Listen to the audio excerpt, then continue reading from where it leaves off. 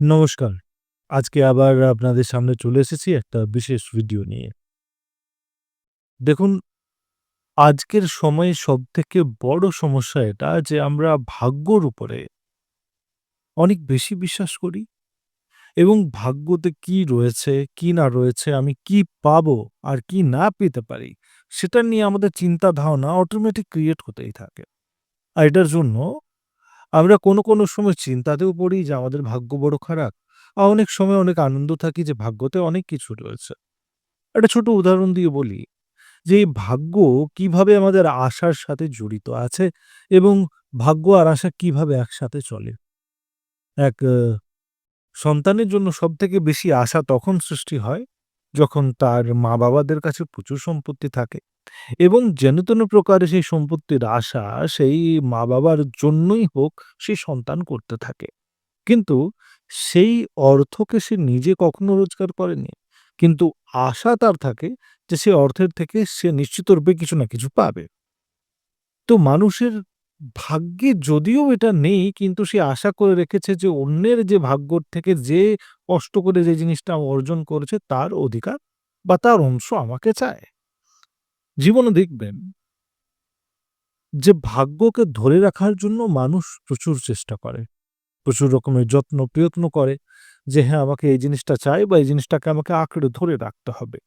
কিন্তু প্র্যাকটিক্যাল লাইফে যখন তুমি দেখো তখন একটা জিনিস সাধারণতভাবে বোঝা যায় যে ভাগ্যকে, আশাকে, বিফলতাকে আর যে জিনিসগুলো তুমি অনেক বেশি অ্যাচিভ করার পথে রয়েছো সেই জিনিসগুলোকে পাওয়ার যে পথ রয়েছে সেই মধ্যে যে কষ্টগুলো রয়েছে সেগুলোতে কখনো কোনো কারণেও তোমার কন্ট্রোল থাকে না। তুমি সেই কন্ট্রোলটা পাবে না। কেন পাবে না? কারণ কিছু জিনিসের উপরে তোমার নিয়ন্ত্রণ নেই। তুমি কাজ করে যেতে পারো। নিজের পাশের মানুষগুলোর সাথে মিলেমিশে কাজের যে ফলাফল রয়েছে সেটার পেছনে তুমি খাটতে পারো। কিন্তু সেই কর্ম করার পর ফল কতখানি হবে, কিভাবে হবে একটা ভাগ্যশালী মানুষও এটা বিচার করতে পারে না। একটা ছেলে যদি প্রচুর ভাগ্যশালী রয়েছে আর তাকে বলা হলো যে এই পুকুরে প্রত্যেক ১০ বারের মধ্যে ১ বার এরকম হয় যে, যে ছেলেটি জলের মধ্যে যায়, সে অনেক দামি মুক্তো পাথর এগুলো নিয়ে আসে। তো তুমি শুধু একবার চান্স পাবে আর তোমাকে সেটা বের করে আনতে হবে। যদি তুমি ১ম বারেই পেয়ে গেল তাহলে এটা হবে মনের মধ্যে যে সত্যিই তো ভাগ্যশালী ছিলই, আমরা তো জানি তার জন্য পেয়ে গেল। আর যদি ৫ বারও ডাইভ করার পরও সে ভিতরে যাওয়ার পরও সে যদি না পায় তখন তুমি কি বলবে? যে না, সে ভাগ্যশালী হতে পারে কিন্তু সেখানে তার ভাগ্য কাজ করছে না। মানে ভাগ্যশালী হওয়া, ভাগ্যকে পাওয়া এটা কখনো প্রিডিটারমাইন্ড হয় না।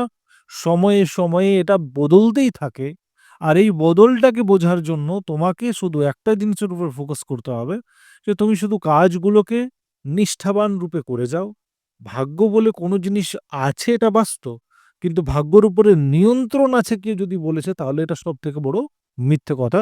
এটার কোনো ভ্যালু নেই। আমি এরকমই ভিডিও করি যেটা সাধারণত আজকে জীবনে কাজে লাগবে। যদি ভালো লেগেছে তো অবশ্যই শেয়ার করবে আর ভিডিওটিকে লাইক করে দিও। আবার দেখা হচ্ছে একটা অন্য ভিডিওতে। Thank you for your time.